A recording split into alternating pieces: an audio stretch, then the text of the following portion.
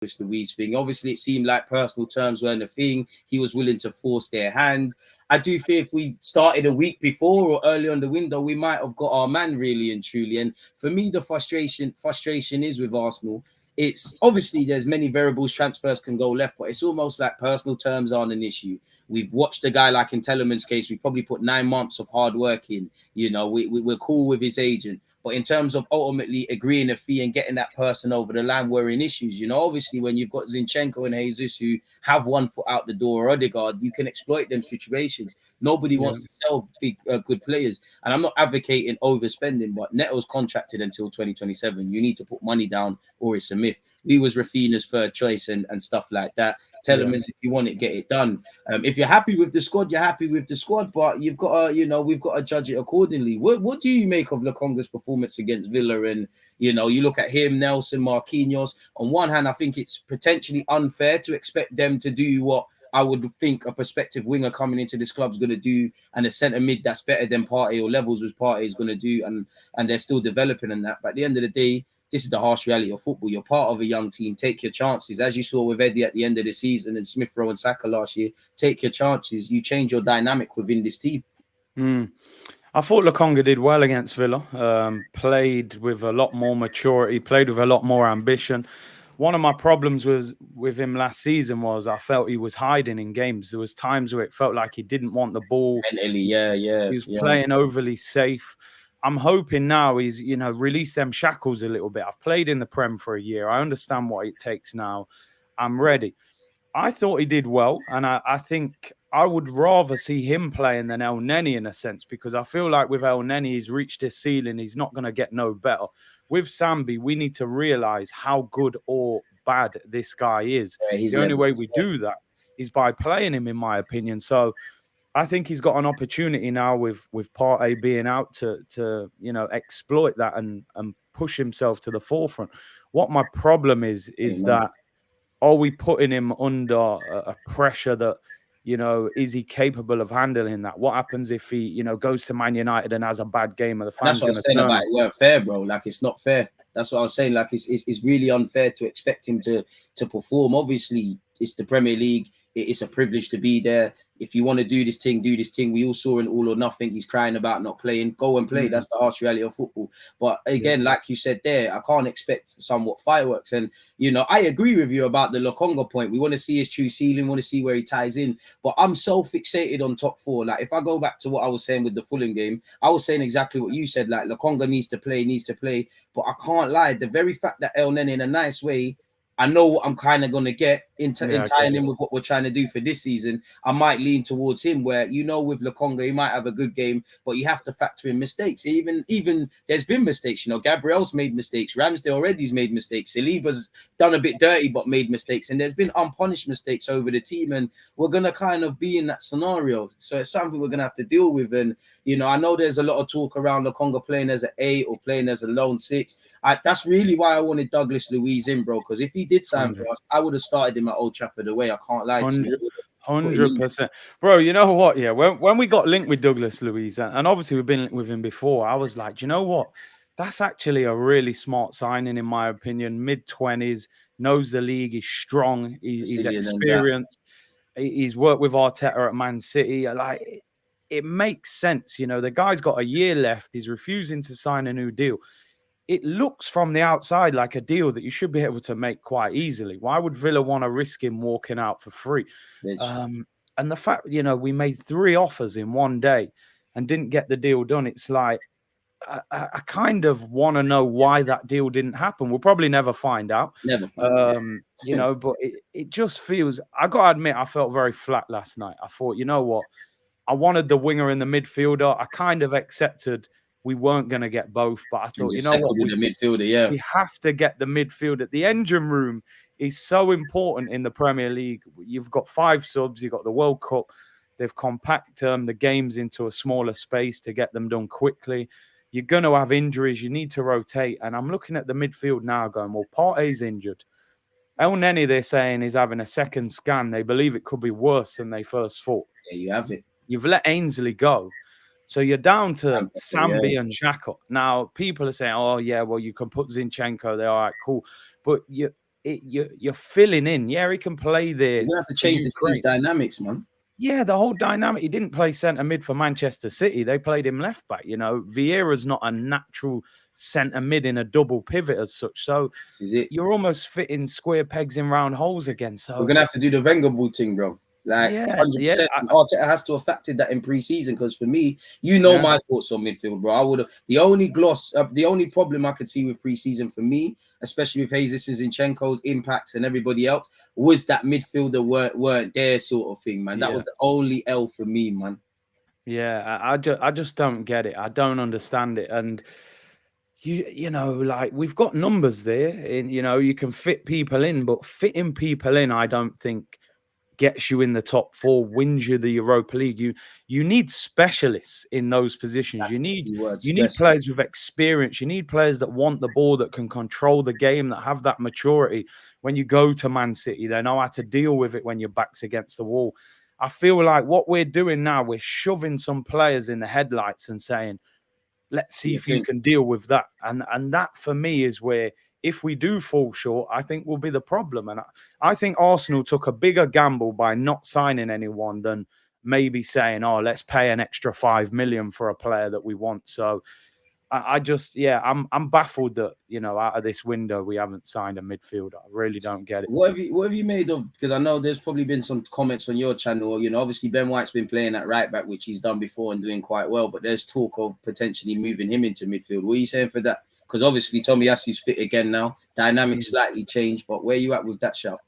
I don't know, man. It doesn't fill me with optimism. You know, I just think the Premier League, when I think about the better midfields, is Ben White going to be able to get on the ball, move it? I just can't see it. I can't see it.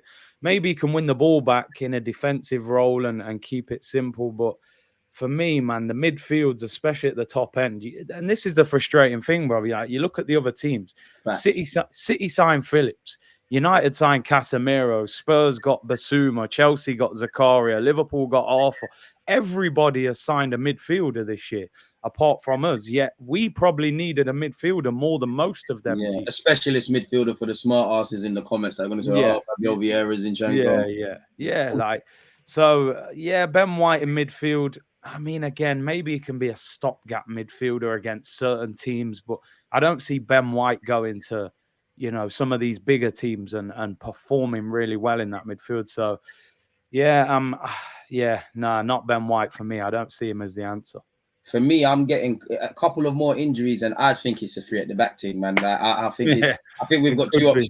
We either got three at the back, or obviously without Partey, Xhaka's the only sort of physical man. I know City don't necessarily have physical presence; they're like piranhas, but we're not there yet. So there's no point trying to do the same things if we can't do it to a certain level. We might as well play to the player's strengths, which is for me the more, you know, what you're seeing, the quick transitions, the intelligent footballers, relationships on the field, and all of those sort of things where we're in issues. Big up, Graham. What have you said? Do you think we'll come to an arrangement, better yet, to bring in Danilo in January, maybe looking at getting through to the World Cup with what we have? For me, we've got no choice in it. There's about 20 odd games, and I hope no one gets injured and things. We've got no choice but to get on with it. I hope that the groundwork, whether it's Telemans, Douglas Luiz, whose contract's running down, Danilo, who we heard might be available for cheaper, or anyone else, I hope the work is there, because when you go back and look at last season, there were many positives, and it was a positive season, but it was also a season of what if. You know, you look at our game management, not holding on to points from winning positions. Also injuries, you know, we had to, like Curtis was saying, it's all fun and games where someone comes in, does a job and keep it moving. When we have to rely on them for an extended period, there's almost a normalization of performances. So I don't kind of want to be there. And you kind of look at last January in terms of not only who didn't come in, but also letting players go, not saying they didn't need to. I think that's a big reason as to why our season went better or worse, depending on how you look at it. And again, we've seen this movie. Hopefully it's a different ending, but it is what it is. Would you say we have enough to grab top four then?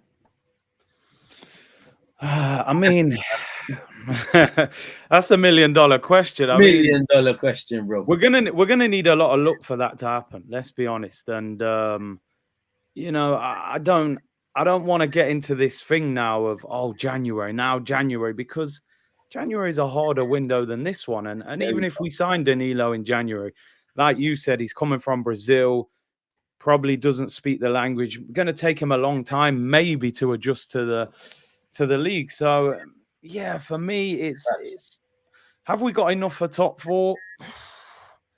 For me, Jesus and Partey will need to play most of the season for that to Saka happen. as well, bro. You lose, and Saka as well. Yeah, you lose any of them for any long period of time, then I think there's a problem. I think there's a big problem. I hope that we can still get top four. And the good thing is, at least, we've got these first 5 wins in the bag, so there is a little bit of space with other teams. But when you look at the fixtures, September, late and October, them fixtures start getting techie, and you're throwing in little Europa League games, testing the squad, injuries, rotation. That's where we'll see where we're at. But listen, at the moment, we're top of the league. So can we get top 4? I got to say, yeah, we can get top 4. We got enough quality. We've shown that. But if injuries hit us in a bad way, then I'd say we'll be in trouble. So we're going to need a lot of luck to get there. And you kind of touched on it. And this is like, you play football. As you know, it's about momentum. I think one thing that's been good, we've carried on our pre-season momentum into the season, whether we've been perfect or not. Obviously, normal seasons, there'd be an international break by the time we play 3 or 4 games. There hasn't. Yeah. So it's almost like, you just want to keep playing, keep things going. And that's where I just feel if we got a couple of players in, and then this wouldn't be a thing. Like, obviously, Tierney and Tierney and Tomiyasu, we love them when they're here and things, but it's like with Zinchenko and Ben White, it's not really that thing. I don't want to get into that territory of, as you know, we've been down this road. It's always the players who are not necessarily involved that are the magic men, and we could have won if we had him. It's irrelevant. We need to deal with what we need to deal with. Speaking of Bukayo Saka, what have you made of his form? Because I personally feel he needs to score, but I feel a lot of unnecessary comments have been made. I actually think he's playing quite well. He's just thinking about scoring too much. But if it persists, I guess we'll revisit it. What have you made of his form? He's not been at his best. He hasn't been as bad as some people are making out. Some people are really hammering him. I don't think he's been that bad. Even the other day, he was still lively. He was still dangerous. I still think when you're playing against Arsenal, he's somebody that... Yeah, exactly. He got the assist as well. He's somebody that you've always got to keep an eye on. I just think with Saka now, the other teams are giving him that respect, and that's credit to the work that he's done. 2 years, Player of the Year. He's in the England squad. He's rated now. So I think when that happens, your game almost has to go up another level, because now every team doubles up on him. Everyone's expecting him to cut back onto the left foot, and I think that he's just finding that it's going to be more difficult for him to get in those same positions that maybe he got in a year ago. You see Martinelli a lot of the time, he isolates the fullback and gets one-on-one, because maybe people saying, well, double up on Saka, leave Martinelli one-on-one. He'll probably be in that position in a year's time. So I think with Saka, like you said, needs to score. I think that will then kind of enable him to start playing better. But I do think he has to maybe add a little something more to his game, because I do think at times he's a little bit predictable. I think sometimes you got to go onto your right foot, and he's got a decent right foot. I think he's got to add a little bit more this season, because everyone's kind of onto him now. But I don't think I don't think there's anything to panic about. But maybe the lack of competition as well is something I've said a lot. Martinelli knows Smith Rowe's waiting, so I feel like he plays on edge. With Saka, Saka knows if he's fit this weekend, he starts at Old Trafford. Facts. There's no other. Even when Pepe was there, if he was fit, he was playing over Pepe. Amen. So I wonder if at that age, at a big club, is it a good thing that you're guaranteed to play if you're fit? I don't necessarily think that helps your development. I think you need to be kept on your toes. So that's why I would have liked to have seen, a Neto, a Zaha, whoever come through the door. But I think it's too early to panic. And I almost think it's a positive that